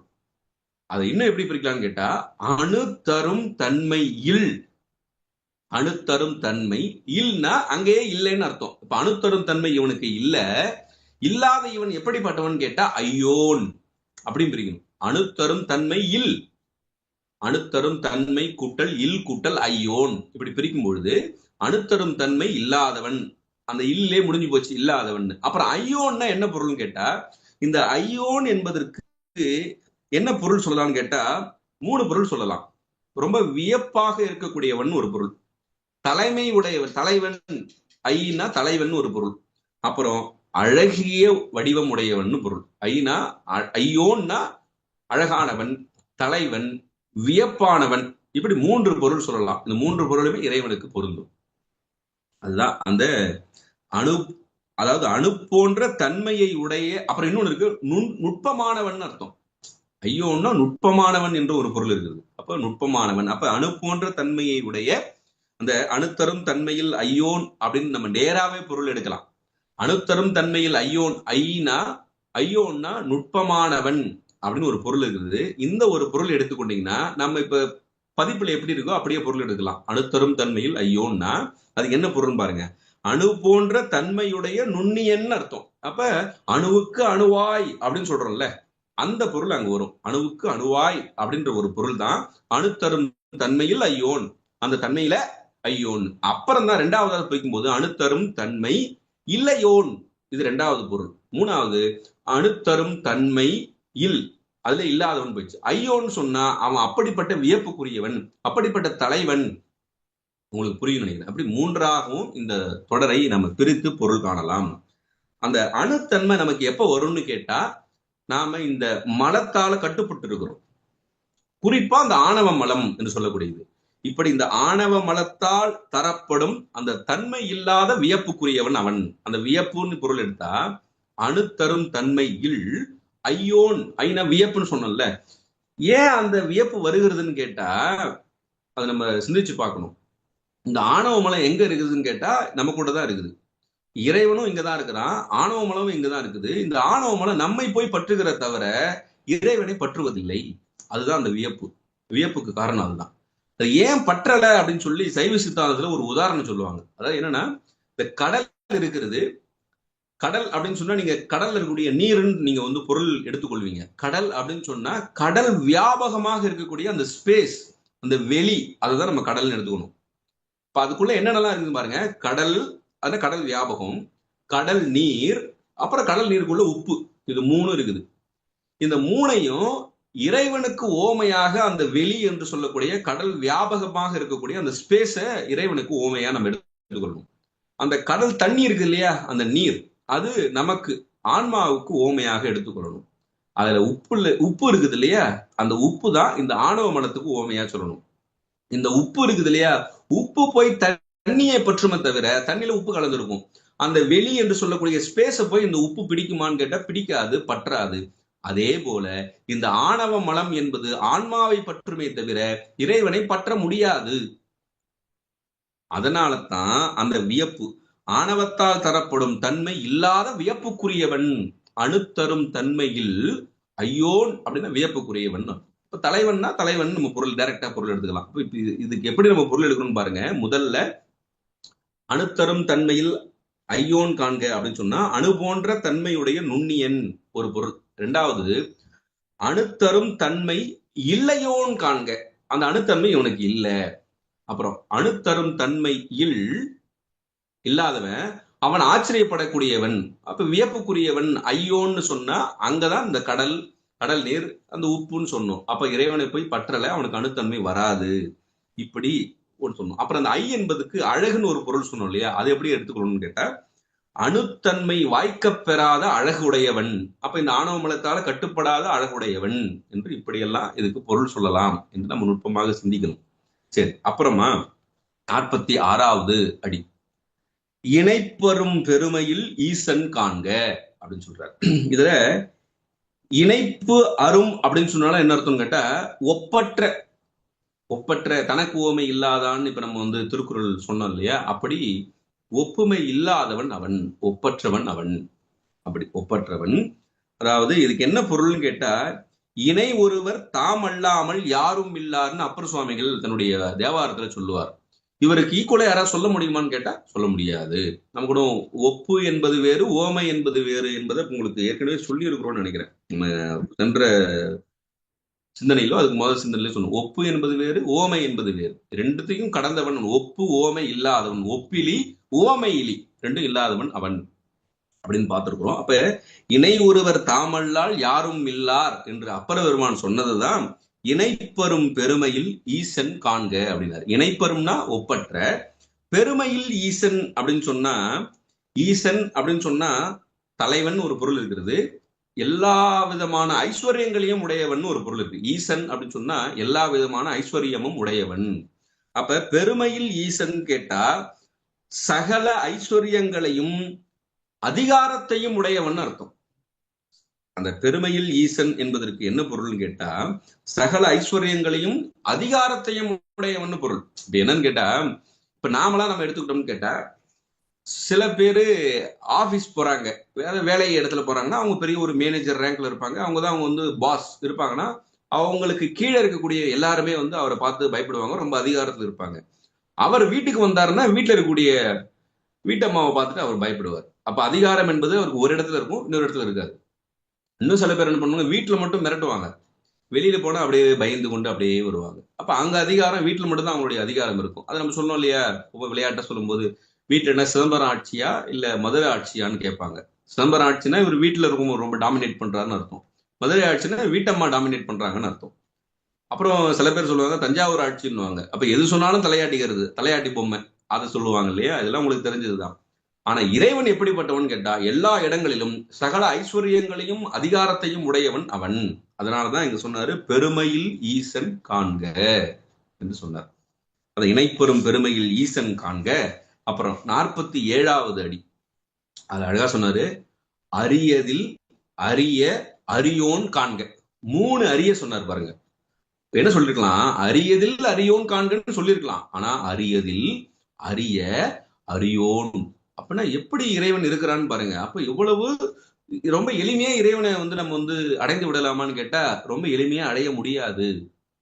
சில இடங்கள்லாம் அரிது அப்படின்னு சொன்னா என்ன பொருள் வருவாங்கன்னா, அரிதுன்னா என்ன அர்த்தம், ரொம்ப கஷ்டம், ரொம்ப ரேரா இருக்குது அப்படின்னு நம்ம பொருள் எடுப்போம். சில இடங்கள்ல அரிது என்பதற்கு முடியவே முடியாதுன்னு பொருள் வரும். இப்ப நீங்க எங்க பார்க்கலாம்னு கேட்டா, இப்ப நம்ம அடிக்கடி 2 தடவை ஒரே குரல்ல 2 முறை சொன்னோம் பாருங்க. தனக்கு ஓமை இல்லாதான் தாழ் சேர்ந்தார்கல்லால் மணக்கவலை மாற்றல் அரிதுன்னு திருவள்ளுவர் சொல்லுவாரு. அந்த இடத்துல அரிது என்பதற்கு பொருள் நீங்க பரிமேல் எழுதுற உரையை எடுத்து பாத்தீங்கன்னா அரிது என்பது இன்மை பொருள் மேற்றுன்னு வரும். ஆனா முடியவே முடியாது. அப்ப சிவபெருமானுடைய திருவடியை சேர்ந்தால்தான் நமக்கு மனக்கவலை மாறும். இல்லைன்னா நம்முடைய மனக்கவலை மாற்றல் அரிதுனா மாற்றுறது ரொம்ப கஷ்டங்க அப்படி இல்லை, மாற்ற முடியாது என்பது பொருள். அரிது என்பதற்கு அப்படி வரும். ஆனா இங்க அப்படி இல்லை. என்ன நம்ம அரியதில் அப்படின்னு சொன்னா இப்ப நம்ம வந்து ஒரு பொருளை தேடுறோம். நம்ம ஒரு பொருளை தேடும் போது எதுக்காக தேடுவோம்னு கேட்கலாம், அந்த பொருளால நமக்கு ஒரு ஹாப்பி வரும், ஒரு ஹாப்பினஸ் கிடைக்கும், ஒரு இன்பம் கிடைக்கும். அப்போ ஒரு இன்பத்துக்காக ஒரு தேடக்கூடிய ஒரு ரேர் திங்.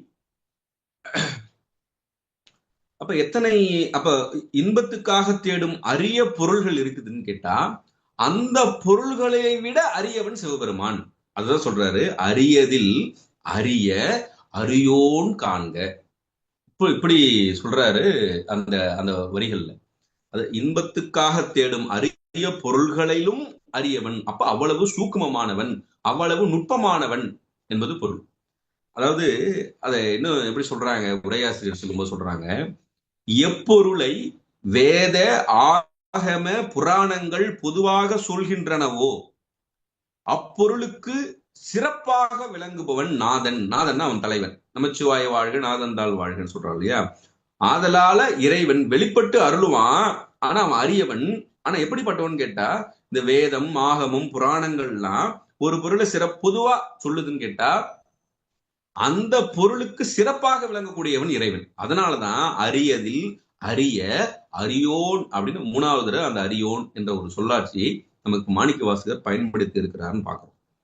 அப்ப இதுல இந்த இடத்துல அரியதில் அரிய பொருளாக இருந்தாலும் அந்த பொருள்களை விட அரியவனாக இருக்கக்கூடியவன் இறைவன். இப்ப நம்ம சொல்றோம் இல்லையா, இறைவனா சும்மா கோயிலுக்கு போனா போய் பார்த்துட்டு வந்துடலாங்க, காலைல கோயிலுக்கு போனேன் போய் பார்த்துட்டு வந்தனே அவரை ரொம்ப எளிமையா சொல்லிடுவோம். அது இல்லை. ஆனா பெரிய ஒரு அரசியல்வாதி இருக்காருங்க, அவரு போய் பாக்குறது இருக்குதே, ரொம்ப அவர்கிட்ட அப்பாயின்மெண்ட் வாங்கணும், பிஏ பார்க்கணும், என்னைக்கு வராரோ அவர் என்னைக்கு சொல்றாரோ அன்னைக்கு போகணும். அப்படி இல்லை. இறைவன் நம்முடைய சும்மா போய் பார்த்து வருதல் என்பது கோயில்ல வெளிப்பட்டு இருக்கான். உண்மையாகவே பக்தி வலையில அகப்படுவான். அது எப்படி நம்ம போய் பார்த்துட்டு வரோம்னு கேட்டா பக்தி வலையில் அகப்படுபவனாக அவன் இருக்கிறான். அவன் உண்மையிலேயே நீங்க தன்முனைப்போட எல்லாம் நான் தான் செய்யறேன், எல்லாம் என்னாலதான் நடக்குது நீங்க போனீங்கன்னா கிடைக்கவே மாட்டான், கிடைக்கவே மாட்டான், கிடைக்கவே மாட்டான் அப்படின்னு சொல்லுவார். அப்படி காண்பறிய பொருள் அவன். அதனாலதான் அது அரியதில் அரிய அரியோன் காண்க அப்படின்னு சொன்னார். அப்புறம் 48வது அடியில மருவி எப்பொருளும் வளர்ப்போன் காண்க அப்படின்னு சொல்றாரு. மருவி எப்பொருளும் வளர்ப்போன் காண்க. இந்த மருவி அப்படின்னா என்ன பொருள்னு கேட்டா கலந்து அல்லது பொருந்தி என்பது பொருள்.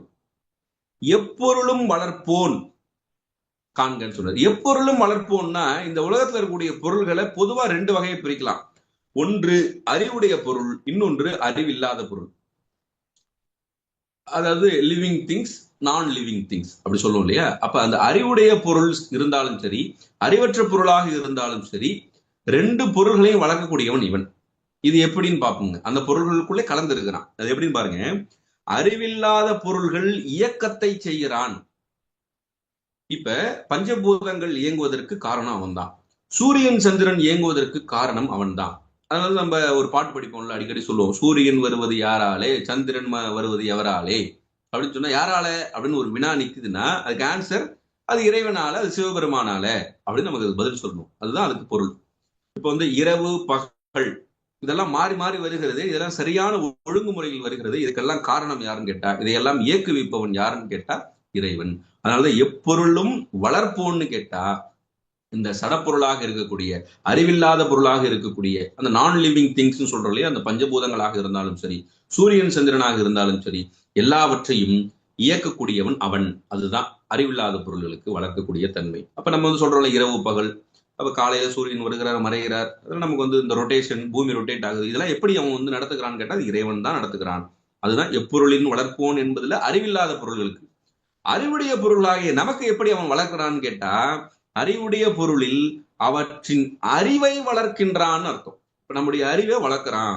இப்ப அறிவை வளர்க்கிறான்னா இப்ப என்ன, ஒரு செடின்னா கொஞ்சம் குள்ளமா இருக்கும், அப்புறம் கொஞ்சம் வளரும், உயரமா இருக்கும், அப்புறம் காய் தரும், கனி தரும் அப்படின்னு பாக்குறோமே. இப்ப நமக்கு அறிவு எப்படி வளர்க்கிறது அப்படின்னு நம்ம கேட்போம்ல. சில பேர் கேட்பாங்க, நம்ம கேட்கும் போது அறிவு இருக்குதா அப்படின்னு கேட்டாலே நமக்கு பயங்கரமா சுள்ளுன்னு கோவம் வந்துடும். உண்மையிலே அறிவு இருக்குதான்னு கேட்டா நமக்கு கோவம் வரக்கூடாதுதான். ஏன்னு கேட்டா நம்முடைய அறிவோட லட்சணம் எப்படிப்பட்ட லட்சணம் கேட்டா எதையும் மறந்து மறந்து அறியும் அறிவு. ஒருத்தவங்க சொல்லிதான் நம்ம தெரிந்து கொள்வோம். எல்லாம் நமக்கு தெரியுமான்னு கேட்டா தெரியாது. அதனால என்ன சொல்லுவாங்க, இது அறிவிக்க அறியும் அறிவு நம்முடைய அறிவு. ஆனா இறைவனுடைய அறிவு பேரறிவு, முற்றறிவு, அவன் தானே அறியும் அறிவு, பிறர் அறிவிக்காமலே அறியும் அறிவு. நம்முடைய அறிவு குறையுடைய அறிவு, சிற்றறிவு. இந்த லட்சணத்துல நம்முடைய அறிவு. அதனால சாத்திரத்தை சொல்லுவாங்க, இந்த அறிவு என்ன சொல்லு, அறிவுன்னு ஒரு பேர் சொல்லிக்கிறீங்க இல்லையா, ரொம்ப நல்லா இருக்குதுவான்னு கிண்டல் பண்ணுவார் உமாபதி சிவம். அதாவது இந்த உடம்புலாம் இருக்குது, இந்த உடம்புலாம் கருவிகரணங்கள்லாம் இருக்குது. இந்த கருவிகரணங்கள்லாம் நல்ல விழிப்பு நிலையில இருக்கும்போது நம்ம எல்லாம் தெரிந்து கொள்கிறோம். நல்லா ஒரு டீப் ஸ்லீப் இருக்குது. நல்ல டீப் ஸ்லீப்ல நம்ம மேல ஒரு பாம்பு ஏறி போகுது. வேற யாராவது பார்த்து பாம்பு பாம்புன்னு கத்தினாதான் உண்டு. நாம ஏதாவது கத்துவோமான்னு கேட்டா அப்பெல்லாம் நமக்கு அறிவு இருக்குதா இல்லையா? அப்ப அறிவு இருக்குதா அப்படின்னு நம்ம வந்து ஒரு கேள்வி கேட்டுங்க. அப்ப என்ன அர்த்தம், இந்த கருவிகரங்களோட இறைவன் நமக்கு விழிப்பு நிலையில வைத்திருக்கும் பொழுதுதான் நமக்கு அந்த அறிவு என்பது தெரிகிறது. இல்லைன்னா நம்ம அறிவு என்பது செயல்படாமல் இருக்குதே. உன்னோட அறிவு இப்படிதான் இருக்குது, உன்னோட அறிவோட லட்சணம் இதுதான் அப்படின்னு சொல்லி அவர் கிண்டல் பண்ணுவார். அதனால நமக்கு அறிவு இருக்குதான்னு யாராவது கேட்டாங்கன்னா நம்ம இறைவனிடத்துல தான் நம்ம சிந்திக்கணும். அப்பா இறைவா நல்ல அறிவை கொடு அப்படின்னு சொல்லி. அப்ப அந்த அறிவை வளர்த்தல் என்பது என்றால் என்னன்னு கேட்டா நமக்கு பக்குவத்தை கொடுத்தல் அர்த்தம். இவர் ரொம்ப பக்குவமானவருங்க அப்படின்னு சொன்னா அவர் அறிவு நிறைய வளர்ந்தவர்னு அர்த்தம்.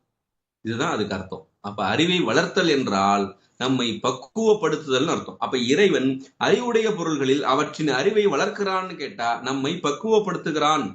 அப்ப எப்பொருளும் வளர்ப்போன்னு கேட்டா அறிவில்லாத பொருள்கள் சரியாக இயங்க செய்கிறான், அறிவுடைய பொருள்களாகி நம்மை பக்குவப்படுத்துகிறான். இதுதான் அந்த எப்பொருளும் வளர்ப்போன் என்பதற்கு பொருள். அதுதான் மருவி, அது கலந்து எப்பொருளும் வளர்ப்போன். இப்ப எல்லா இடங்களிலும் கலந்து இருக்கிறான்னு சொல்றார். தாய்மானவர் ஒரு பாடல் பாடுவார். அதாவது எல்லா இடத்துலயும் அவன் நீக்கமுறை நிறைந்திருக்கிறான். நம்ம அடிக்கடி சொல்லுவோம் இல்லையா, அங்கு இங்கு எனாதபடி எங்கும் பிரகாசமாய் விளங்குறான்னு சொல்றோம். அவரே தாய்மானவரே வேறொரு பாடல்ல பார்க்கின்ற மலரோடு நீயே இருத்தி பாக்குறாரு. உனக்கு பூஜை செய்வதற்காக ஒரு மலர் பறிக்க வேண்டும்னு போறாரு. மலர்லயும் நீதானப்பா இருக்கிற அப்படின்னு நினைக்கிறாராம். அப்ப அவருடைய அந்த நிலையை பாருங்க. அவருக்கு பூஜை செய்வதற்காக ஒரு மலர் பறிக்கணும்னு போகும்போது அந்த மலர்ல நீதானே இருக்கிற அப்படின்னு நினைக்கிறாராம். அதனாலதான் பார்க்கின்ற மலரோடு நீயே இருத்தி அப்படின்னு சொல்லி எங்க தாய்மானவர் பாடல் சொல்லுவார். அதனாலதான் மருவி எப்பொருளும் மலர்ப்போன் காண்க அப்படின்னு சொன்னாரு. அப்புறம் 49வது அடி, நூல் உணர்வு உணரா நுண்ணியோன் காண்க அப்படின்னாரு. இது ரொம்ப ஒரு முக்கியமான வரி. நூல் உணர்வு உணரா நுண்ணியோன் அப்படின்னு சொன்னா இதுக்கும் 2-3 பொருள் சொல்லலாம். பொதுவா சொல்லும் போது நம்ம வந்து கல்விக்கு அதி தேவதைன்னு சொல்லும் போது நம்ம யார சொல்லுவோம்னு கேட்டா கலைமகள் சரஸ்வதி. சரஸ்வதியோட பதி, அதாவது ஹஸ்பண்ட் யாருன்னு கேட்டா பிரம்மா. அப்படிப்பட்ட பிரம்மா என்பவர் வேதத்தை எல்லாம் ஓதக்கூடியவர். அப்படிப்பட்ட பிரம்மனுக்கும் எட்டாதவன் அப்படின்னு ஒரு பொருள். அதான் கலைமகளின் தலைவனாம் அல்லது கணவனாம், கலைமகளின் கணவனாம் பிரம்மனுக்கும் எட்டாதவன், அதுதான் நூல் உணர்வு உணரா நுண்ணியோன் காண்க என்பது அது ஒரு பொருள்.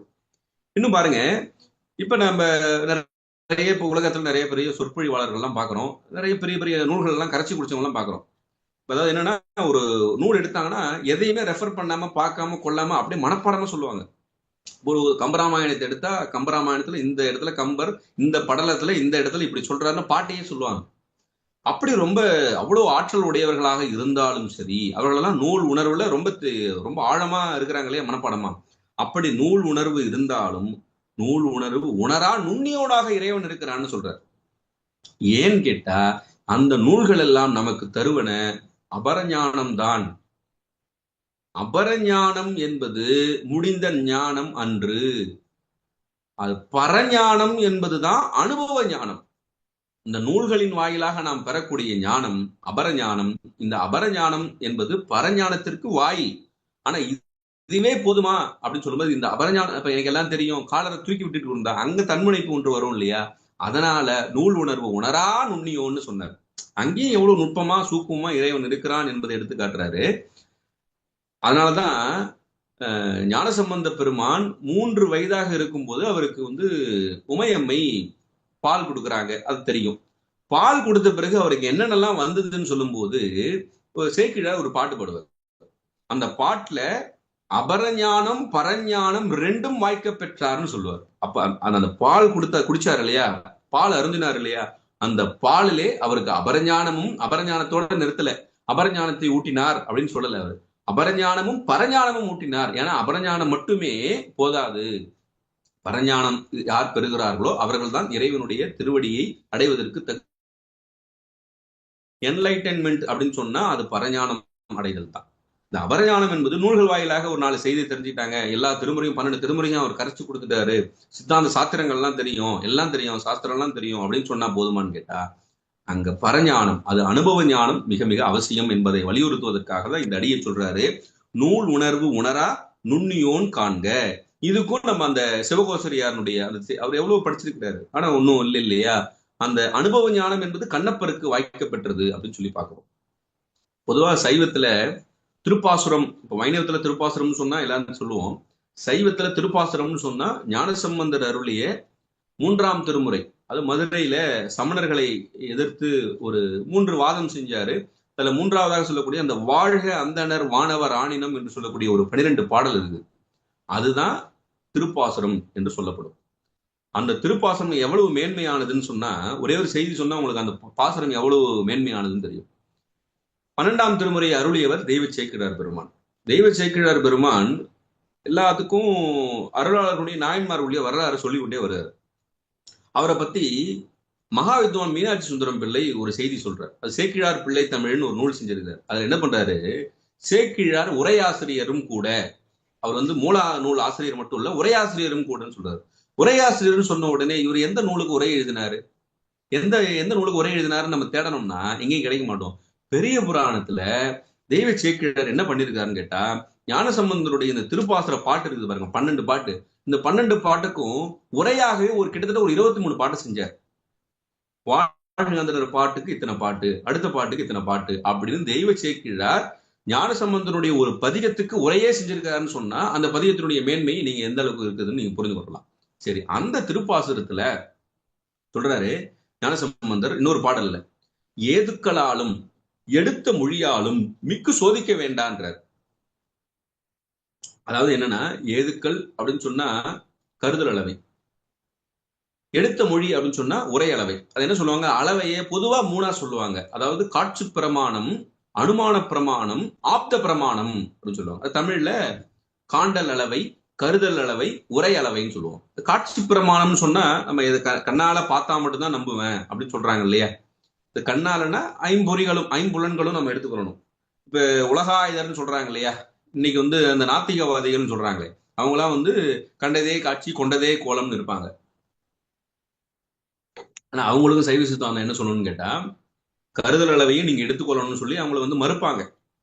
என்னன்னா அவங்க அம்மா அப்பா, அதுக்கு முன்னாடி ஒரு அம்மா அப்பா இருந்தாங்க, இவங்க தாத்தா பாட்டி எல்லாம் இவங்க பார்த்தாங்கல்ல, ஆனா அங்க இருந்தானே இங்க வந்தாங்க, அதை அவங்க ஒத்துப்பாங்க இல்லையா, அது அனுமானத்தின் மூலமாகத்தானே நம்ம வந்து அனுமானிக்க முடியும்.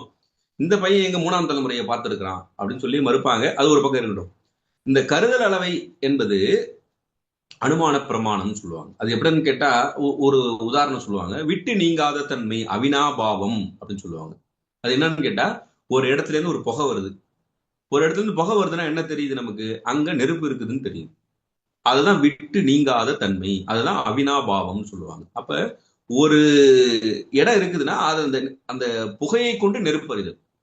அதேதான் காணப்பட்ட உலகத்தை கொண்டு காணப்படாத கடவுளுக்கு உண்மை கூறுதலின்னு அகர முதல் எழுத்தெல்லாம் என்று சொல்லக்கூடிய அந்த முதல் குரட்பாவுக்கு பரிமேலழகர் உரை செய்திருப்பார். அது கருதல் அளவை தான். அதுதான் அனுமான பிரமாணம். அதுதான் சிவஞான போதத்துல முதல் நூற்பாவுக்கும் மெய்கண்டாரும் அங்க சொல்லியிருப்பார். அதற்கு சிவஞான முனிவர் இதே கருதல் அனுமானத்தால, கருதல் அளவையால அங்க காட்டுவாங்க. அதுதான் அங்க சொன்னாங்க, ஏதுக்களாலும் எடுத்த மொழியாலும் சோதிக்க வேண்டாம்னு சொல்லல ஞானசம்பந்தர், மிக்கு சோதிக்க வேண்டாம்னு சொல்றாரு. ஏன்னு கேட்டா, என்னதான் நீங்க நூல்கள் வாயிலாக ரொம்ப ரொம்ப உள்ள டீப்பா போனாலும், நூல்கள் வாயிலாக நீங்க அபரஞானம் பெற்று அதன் பிறகு நீங்க அனுபவ ஞானத்தை கட்டாயம் பெற வேண்டும். அதுலயே போயிட்டு இருந்தீங்கன்னா உங்களுக்கு வேற ஒண்ணும் கிடைக்காது. நூல் உணர்வு உணரா நுண்ணியோனாக இருக்கிறான் அவன், அதனால மிக்கு சோதிக்க வேண்டா, சுடர்விட்டுள்ள எங்கள் சோதின்னு சொல்லுவார். இதே திருப்பாசுரத்துல இன்னொரு பாடலும் சொல்லுவார். ஆட்பாலவர்க்கு அருளும் வண்ணமும் ஆதி மாண்பும் கேட்பான் அளவிலை கிழக்க வேண்டான்னர். அதே சிவபெருமானுடைய இந்த ஆட்பாலவர்க்கு அருளும் வண்ணமும் ஆதி மாண்பும் கேட்பான் புகில். கேட்க போனீங்கன்னா யாருன்னா, இந்த உலகத்துல எல்லாருக்கும் எப்படி இறைவன் அருள் செய்வான், இந்த நூல்ல எப்படி சொல்லப்பட்டிருக்கு, அந்த நூல்ல எப்படி சொல்லப்பட்டிருக்குது அப்படின்னு பார்த்தா 63 நாயன்மார்களுக்கும் ஒவ்வொரு மாதிரி அருள் செஞ்சிருக்கிறான். இப்ப 4 பெருமக்கள் எடுத்துக்கொண்டா அதை என்ன சொல்லுவாங்க? ஞானசம்பந்தருக்கு பாலை காட்டி ஆட்கொண்டார், திருநாவுக்கரசராகிய அப்பர் சுவாமிகளுக்கு சூளை தந்து ஆட்கொண்டார், சுந்தரமூர்த்தி சுவாமிகளாகி நம்பி ஆரூருக்கு ஓலை காட்டி ஆட்கொண்டார், மாணிக்க வாசகருக்கு தன் தாளை காட்டி ஆட்கொண்டார். 4 பேருக்கும் ஒவ்வொரு மாதிரி ஆட்கொண்டிருக்கிறார். இதே மாதிரி 63 நாயன்மார்களுக்கும் ஒவ்வொரு மாதிரி ஆட்கொண்டிருக்கிறார். அதை சொல்ல முடியுமான்னு கேட்டா, அவன் கேட்பான் புகில் அளவு இல்லப்பான்ட்டார், அளவே இல்லை, அதனால கிழக்க வேண்டான்ட்டார். அதை பத்தி நீ ரொம்ப ஆராய்ச்சி எல்லாம் பண்ணாத அப்படின்னாரு. அதனாலதான் நீங்க சைவ சித்தாந்தத்துல சிவஞான போதம் என்பது 12 நூற்பா, 12 சூத்திரம் தான். அந்த 12 சூத்திரத்தை எப்படி பிரிப்பாங்கன்னு கேட்டா, முதல் 6 சூத்திரம் பொது அதிகாரம் அல்லது பொது என்று வைத்திருப்பாங்க. அடுத்த அதிகாரத்தை சிறப்புன்னு வச்சிருப்பாங்க. அது பொது அதிகாரம், அடுத்த 6 சிறப்பு அதிகாரம் சொல்லுவாங்க. இந்த பொது அதிகாரம் இருக்குது இல்லையா, இந்த பொது அதிகாரம் என்பது ஆராய்ச்சி தான். அதை இறைவன் இருக்கிறானா, ஆன்மா இருக்குதா, இந்த ஆணவம் கண்மம் மாயன்னு சொல்றீங்களா, இந்த இருக்குதா அப்படின்னு சொல்லி இந்த கேட்டல் சிந்தித்தல் இந்த ஆராய்ச்சியோடயே இருக்கும் இந்த முதல் 6 சூத்திரம். ஆனா இந்த ஆராய்ச்சி எல்லாம் முடிஞ்ச பிறகு 7ல இருந்து 12 வரைக்கும் பாத்தீங்கன்னா அந்த அனுபவத்தை சொல்லிக்கொண்டே வருவார். அதை நம்ம வந்து உணரணும், அறிவால தான் உணரணும். அங்க போய் நீங்க ஆராய்ச்சி செய்யக்கூடாது. இந்த ஆராய்ச்சியை இந்த 6ஓட நிறுத்திடணும் அப்படின்னு தான் அதை வகுத்திருக்கிறாங்க. அப்ப முதல்ல ஆராய்ச்சி வேணும். அந்த ஆராய்ச்சி ஒரு அளவு கூட நிறுத்திங்க. அதன் பிறகு அனுபவம் வேணும் உங்களுக்கு என்பதற்காக 7ஆம் நூற்பாவிலிருந்து 12ஆம் நூற்பா வரைக்கும், 7ஆம் சூத்திரத்திலிருந்து 12ஆம் சூத்திரம் வரைக்கும் அந்த அனுபவத்தை காட்டுவாங்க. எப்படி அமைத்திருப்பாங்க, நூல் அமைப்பே அப்படிதான் இருக்கும். அதனாலதான் நூல் உணர்வு உணரா நுண்ணியோன் காண்க. காரைக்காலம்மையாரும் 11ஆம் திருமுறையில ஒரு பாடல்ல சொல்றாங்க, நூலறிவு பேசி நுழைவிலாதார் திரிக. நீங்க நூலறிவு பேசி கொண்டிருந்தீங்கன்னா என்ன பண்ணணும்? திருநீங்கனே இருக்க வேண்டியதுதான். இன்னொரு பாடல் ஒண்ணு, அற்புதமான பாடல் ஒண்ணு இருக்குது, நம்ம ஏற்கனவே இங்க சொல்லியிருப்போம். அதாவது இப்ப நம்ம வந்து தருமை ஆதீனம் இருக்குது இல்லையா, தருமபுர ஆதீனம். தருமபுர ஆதீனத்தினுடைய ஸ்தாபகர் யாருன்னு கேட்டா குருஞான சம்பந்தர். அந்த குருஞான சம்பந்தர் ஒரு 8 நூல் செஞ்சிருக்காரு. அஷ்டகம் அப்படின்னு சொல்லுவாங்க, அட்டகம் அப்படின்னுவாங்க. அந்த 8 நூல்ல ரொம்ப மாஸ்டர் பீஸா இருக்கிறது பாத்தீங்கன்னா ஒரு 2 நூல் சொல்லுவாங்க. சிவபோக சாரம், சொக்கநாத வெண்பான் 2 நூல். இப்ப அந்த சொக்கநாத வெண்பா என்ற நூல்ல அடியேன் அதுக்கு விளக்கம் சொல்லி கொண்டு வருகிறேன். இப்ப பெண்ணாடம் அப்படின்னு, பெண்ணாகடம் அப்படின்ற ஒரு ஊர்ல அதுக்கு விளக்கம் சொல்லி கொண்டு வருகிறேன். இப்ப சிவபோக சாரம் அப்படின்ற ஒரு நூல்ல ஒரு பாடல்ல சொல்றார். இப்ப நம்ம ஒரு பாட்டு சொல்ல பாருங்க. கற்க இடர்பட்டு மிக கற்று கற்றவெல்லாம் கற்றவர்பால் சென்று தர்க்கமிட்டு நாய் போல் சல்லனவோ. நீங்க நூல் உணர்வு உணரா நுண்ணியோன்னு சொல்றாரு இல்லையா? நம்ம ரொம்ப சிரமப்பட்டு தான் ஒரு படிக்கிறோம் அப்படின்னு சொன்னா, இப்ப நம்ம ஒரு சொற்பொழிவுக்கே வரணும்னு சொன்னா அதுக்கு முன்னாடி இது ப்ரிப்பரேஷன் வேணும். நமக்கு பல வேலைகள் இருக்கும். அந்த பல வேலைகள் எல்லாம் வைத்துக்கொண்டு நம்ம அதுக்கு ப்ரிப்பேர் பண்ணணும். எல்லாம் இருக்குது இல்லையா? அதான் கற்க இடர்பட்டு மிக கற்ற எல்லாம் அப்ப ரொம்ப நல்லாவே படிச்சிருந்தாலும் அது எதுக்கு படிக்கிறீங்க அப்படின்னு சொல்றாரு. கற்றவர்பால் சென்று வேற ஒருத்தவங்க படிச்சிருக்காங்கன்னு சொன்னா அவங்க கிட்ட போயிட்டு கற்றவர்பால் சென்று தர்க்கமிட்டு அவங்க கிட்ட ஒரு விதண்டாவாதமா பேசி வாதத்துக்கு அழைத்து, அதான் தர்க்கமிட்டு அதை பேசுறத ஒரு வார்த்தை சொல்றாரு பாருங்க, நாய் போல் சல்லனவோன்னு. நாய் போல குறைக்கிறதுக்கா நீங்க அதை படிக்கிறீங்க அப்படி கேக்குது. அதனாலதான் நூல் உணர்வு உணரா நுண்ணியோன்னு. அப்புறம் எதுக்கு நீங்க படிக்கிறதுன்னு கேட்டா அவரு அடுத்த 2 அடியில சொல்லுவாரு, நற்கருணை வெள்ளம் பாயும் விரிசடையாருக்கு ஆளாகி உள்ளம் அடங்க அல்லவோ. சிவபெருமானுடைய திருவடியில உள்ளம் அடங்கி இருக்கணும், அதுக்காக தான் அதெல்லாம் படிக்கிறோம். அப்ப இதெல்லாம் நாம எதுக்கு படிக்கிறோம்னு கேட்டா, இப்ப இந்த ஞான உலாவில் நாள்தோறும் இந்த நூல்கள் எல்லாம் வாரந்தோறும் படிக்கிறோம்னு கேட்டா அதனுடைய அல்டிமேட் கோல் எதுன்னு கேட்டா சிவபெருமானுக்கு அடங்கி இருந்து நாம் அந்த பேரானந்தத்திலே திளைக்க வேண்டும் என்பதுதான் கருத்து. அதுதான் நூல் உணர்வு உணரா நுண்ணியோன் காண்க. திருக்குறளையும் அதுதான் சொல்லுவார். கற்றதனால் ஆய பயன் என்கொள் வாளறிவன் நற்றால் தொழார் எனின். அதைதான் அங்கேயும் சொல்றாரு. திருவள்ளுவரும் அதான் சொல்றாரு. 2வது குறட்பாவில் அதுதான் சொல்லுவார். அதுதான் நூல் உணர்வு உணரா நுண்ணியோன் காண்க. அப்ப அதுலயே நீங்க நான் நூல்லே இருந்துட்டேன், நூலாராய்ச்சியிலே இருந்துட்டேன், அது செஞ்சுட்டேன், இது செஞ்சுட்டேன், அது பண்ணிட்டேன், இது பண்ணிட்டேன்னு சொன்னா எப்ப நீங்க அது பரஞானத்தை அனுபவ ஞானத்தை பெறுவது? அதனால அதுக்குள்ள நுட்பமாகத்தான் இருப்பான். நீங்க பரஞானத்தை பெற வேண்டும் என்பதற்காகத்தான் இந்த நூல்களை சிந்திக்கிறீர்கள் என்பதை மறந்துடக்கூடாது. இதோட நம்ம நின்றுடக்கூடாது. நம்முடைய அடுத்த நிலைக்கு போகணும் இல்லையா? அப்ப நூல்களை எல்லாம் எதுக்கு படிக்கிறோம்னு கேட்டா அனுபவ ஞானம் பெறுவதற்காக. அதனால இங்க நூல் உணர்வு உணரா நுண்ணியோன் காண்க என்று மாணிக்கவாசகர் இங்க குறிப்பிடுகிறார். அப்புறம் 50வது அடி. இந்த 50வது அடியில மேலோடு கீழாய் விரிந்தோன் காண்க அப்படின்னார்.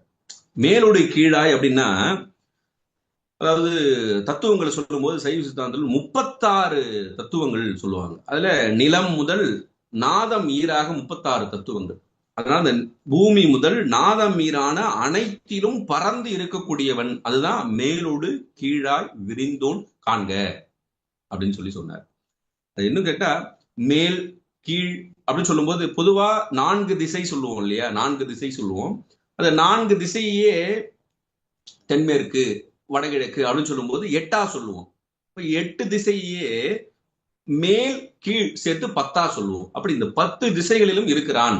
அதுதான் மேலோடு கீழாய் விரிந்தோன்னு கேட்டா எல்லா திசைகளிலும் விரிந்து விளங்குகிறான் இறைவன் என்பதை சொல்றார். இன்னும் கேட்டா பொதுவா அந்த சைவ சித்தாந்தத்தை பிரிக்கும் போது, அந்த மாயையை பிரிக்கும் போது எப்படி பிரிப்பாங்கன்னு கேட்டா, பிரகிருதி மாயை கீழே ரொம்ப அசுத்தமா இருக்கக்கூடிய பகுதி பிரகிருதி மாயை. அந்த பிரகிருதி மாயையில் தான் நாம வாழ்ந்து கொண்டிருக்கிறோம். அதை நம்ம புரிஞ்சுக்கணும். அதை விட கொஞ்சம் எப்படி இருக்குன்னா அசுத்த மாயைன்னு ஒண்ணு இருக்குது. இந்த அசுத்த மாயை இந்த பிரகிருதி மாயை விட கொஞ்சம் பரவாயில்ல, ஆனா பேரே அசுத்த மாயை, மறந்துடக்கூடாது. இந்த அசுத்த மாயை விட மேலானது எதுன்னு கேட்டா சுத்த மாயை. இந்த பிரகிருதி மாயையில 24 தத்துவங்கள் இருக்கும். அசுத்த மாயையில 7 தத்துவங்கள் இருக்கும். சுத்த மாயையில 5 தத்துவம் இருக்கும். அப்ப 24 கூட்டல் 7 கூட்டல் 5 கூட்டணிங்கன்னா 36 வரும். இந்த 36 தத்துவங்கள் இருக்குது இல்லையா? அப்ப மேல சுத்தமா இருக்கிறது சுத்த மாயை, கீழே ரொம்ப அசுத்தமா இருக்கிறது பிரகிருதி மாயைன்னு பேரு. இறைவன் சுத்த மாயைக்கு மேல இருக்கிறான். அதுதான் மேலோடு கீழாய் விரிந்தோன் என்பதற்கு என்ன பொருள் கேட்டா, சுத்த மாயைக்கு மேல இருக்கிறான். அப்ப மேலோடு கீழாய் அப்படின்னு சொன்னார்ல, பிரகிருதி மாயைக்கு கீழே இருக்கிறான். இப்படியும் நம்ம சிந்தனை செய்து சிந்திக்கலாம். அப்ப சுத்த மாயைக்கு மேலையும் பிரகிருதி மாயைக்கு கீழையும் விரிந்து எங்கும் 10 திசைகளிலும் விளங்குகிறான். அது எல்லா இடத்துலையும் காண்கன்னு அது சொல்லிக்கொண்டே வருவார். தொடர்ந்து அடுத்தடுத்த அடிகள்லையும் 65 அடிகள்லையும் வரும் என்று சொல்லி இப்ப இந்த அளவில் நம்ம இன்றைய சிந்தனையை நம்ம நிறைவுக்கு கொண்டு வருவோம். மீத இருக்கக்கூடிய பகுதிகளை நம்ம அடுத்த சிந்தனையில சிந்திப்போம் என்று சொல்லி இந்த அளவு நிறைவு செய்வோம். திருச்சிற்றம்பலம்.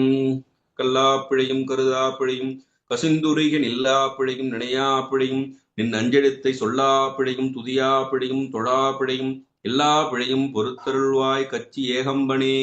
வான்முகில் வழாது பெய்க மலிவளம் சுரக்க மன்னன் கோன்முறை அரசு செய்க குறைவிலாது உயிர்கள் வாழ்க நான்மறை அறங்கள் ஓங்க நற்றவம் வேள்வி மல்க மேன்மைகுள் செய்வ நீதி விளங்குக உலகமெல்லாம். மென்மைகுள் செய்வ நீதி விளங்குக உலகமெல்லாம். மென்மைகொள் சைவ நீதி விளங்குக உலகமெல்லாம். காவாய் கனகத்திரளே போற்றி, கையிலை மலையானே போற்றி போற்றி. திருச்சிற்றம்பலம். Wonderful wonderful sir. எப்பவுமே அந்த சைவ திருமுறைகளை பத்தி சொல்லும் போதும் சரி, நம்மளுக்கு அந்த பாடம் எடுக்கும் போதும் ஒரு அழகா ரொம்ப சீரியஸா ஒரு கிளாஸ்ல உட்கார்ந்து இருக்கிற மாதிரி ஒரு ஃபீலிங் இருக்கும். ஏன்னா வேர்ட் பை வேர்ட் மீனிங் அப்படியே பிரிச்சு ஒவ்வொன்றையும் சொல்லி அப்படி மண்டைக்குள்ள ஸ்க்ரூ பண்ணி ஏத்துற மாதிரி. நிஜமாலே வர பிரில்லியன்ட் டீச்சர்.